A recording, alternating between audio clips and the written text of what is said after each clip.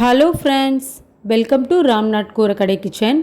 இன்றைக்கி நம்ம பார்க்க போகிற ரெசிபி பார்த்திங்கன்னா சுவையும் சத்தும் நிறைந்த முருங்கைக்கீரை சூப் எப்படி செய்கிறதாங்க பார்க்க போகிறோம். முருங்கைக்கீரை சூப்பு வாரத்துக்கு ஒரு நாள் இல்லைனா 2 வாரத்துக்கு ஒரு நாளாவது நம்ம எடுத்துகிட்டு வந்தோம்னா உடம்புக்கு ரொம்பவே நல்லதுங்க. உடம்பில் நோய் எதிர்ப்பு சக்தியை அதிகப்படுத்துங்க. இந்த முருங்கைக்கீரை சூப்பு பார்த்திங்கன்னா ஆட்டுக்கால் சூப்பு அந்த டேஸ்ட்லேயே இருக்குங்க. நான் குக்கரில் தான் இன்றைக்கி நான் செய்ய போகிறேன். நான் எந்த மாதிரி மெத்தடில் செய்கிறேன் அப்படிங்கிறதாங்க உங்களோட ஷேர் பண்ணியிருக்கேன். வாங்க ரெசிபி எப்படின்னு வீடியோக்குள்ளே போய் பார்க்கலாம். இந்த சூப்பு செய்கிறதுக்கு முருங்கைக்கீரையை நல்லா கழுவிட்டு எடுத்து வச்சுருக்கேங்க. சின்ன சைஸ் மிக்ஸி ஜார் எடுத்திருக்கேங்க. அதில் 4 அளவுக்கு பட்டை சேர்த்துக்கலாங்க. கிராம்பு 7லேருந்து 8 அளவுக்கு சேர்த்துக்கலாங்க. இது கூடவே சோம்பு 3/4 டேபிள் ஸ்பூன் அளவுக்கு சேர்த்துக்கலாங்க. சீரகம் 1/2 டேபிள் ஸ்பூன் அளவுக்கு சேர்த்துக்கலாம்.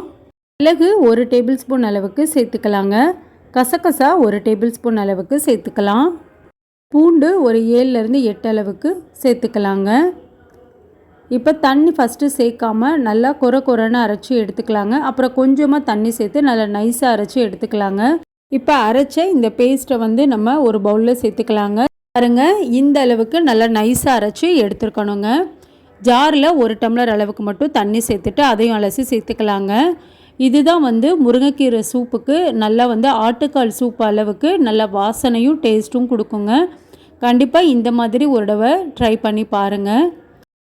இப்போ குக்கர் ஒன்று எடுத்து வச்சுருக்கேங்க. ஸ்டவ் இன்னும் ஆன் பண்ணலைங்க. ஆன் பண்ணுறதுக்கு முன்னாடியே நம்ம எல்லா பொருட்களையும் சேர்த்துடலாம். 3 கைப்பிடி அளவுக்கு முருங்கைக்கீரை சேர்த்துருக்கேங்க. இது கூடவே சின்ன வெங்காயம் ஒரு 10 அளவுக்கு எடுத்து 1-2 இந்த மாதிரி கட் பண்ணி சேர்த்துருக்கேங்க. வெங்காயம் 1 ரஃபாக கட் பண்ணியிருக்கேங்க, அதையும் சேர்த்துருக்கேன். நல்லா பழமான தக்காளியாக 2 தக்காளி சேர்த்துக்கலாங்க. நம்ம அரைச்சி வச்சுருந்த மிளகு சீரகம் பூண்டு அந்த பேஸ்ட்டையும் சேர்த்துக்கலாங்க.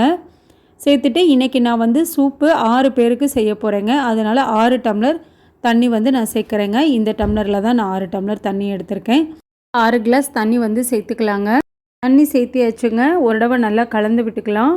முருங்கைக்கீரை சூப்புக்கு தேவையான அளவு உப்பு சேர்த்துக்கலாங்க. நான் 1 டேபிள் ஸ்பூன் அளவுக்கு உப்பு சேர்த்துருக்கேங்க.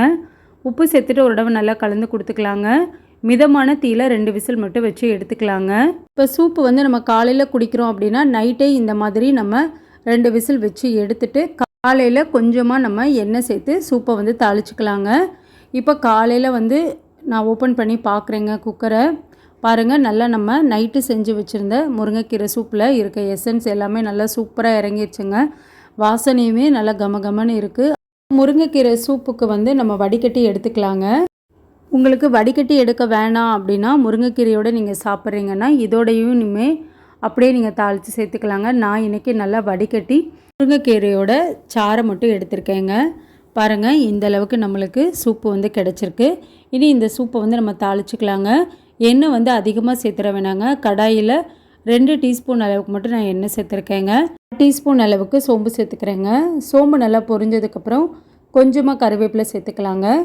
கருவேப்பிலை நல்லா பொரிஞ்சதுக்கப்புறம் நம்ம வடிகட்டி எடுத்து வச்சுருந்த முருங்கைக்கீரை சூப்பையும் சேர்த்துக்கலாங்க.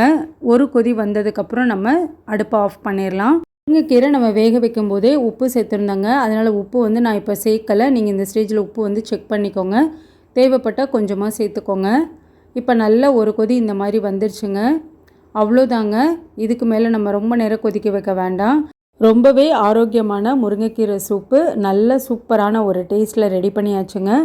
இது குடிக்கிறதுக்கு பார்த்திங்கன்னா ஆட்டுக்கால் சூப்பு அந்த டேஸ்ட்லேயே இருக்குங்க. கண்டிப்பாக நீங்களும் நான் செஞ்ச இதே அளவுகள் படி உங்கள் வீட்டில் செஞ்சு பாருங்கள். பார்த்துட்டு எப்படி இருந்ததுன்னு உங்கள் கமெண்ட்ஸை எனக்கு சொல்லுங்கள். நீங்கள் இப்போ தான் நம்ம சேனலை ஃபர்ஸ்ட் டைம் பார்க்குறீங்கன்னா ராம்நாத் கூரக்கடை கிச்சனை சப்ஸ்கிரைப் பண்ணிக்கோங்க. பக்கத்தில் இருக்க பெல்லைக்கானே கிளிக் பண்ணிவிட்டு ஆல்ன்ற ஆப்ஷனை டிக் பண்ணிக்கோங்க. அப்போ தான் நான் போடுற புத்தம்புது ரெசிபீஸ் நோட்டிஃபிகேஷனில் உங்களுக்கு உடனுக்குடனே வரும். இந்த வீடியோ உங்களுக்கு பிடிச்சிருந்ததுன்னா லைக் பண்ணுங்கள். உங்கள் ஃப்ரெண்ட்ஸ் அண்ட் ரிலேட்டிவ் ஃபேமிலிக்கும் ஷேர் பண்ணுங்கள். இனி நான் வேறு ஒரு இன்ட்ரெஸ்டிங்கான ரெசிபியில் உங்களை பார்க்குறேங்க. தேங்க்ஸ் ஃபார் வாட்சிங்.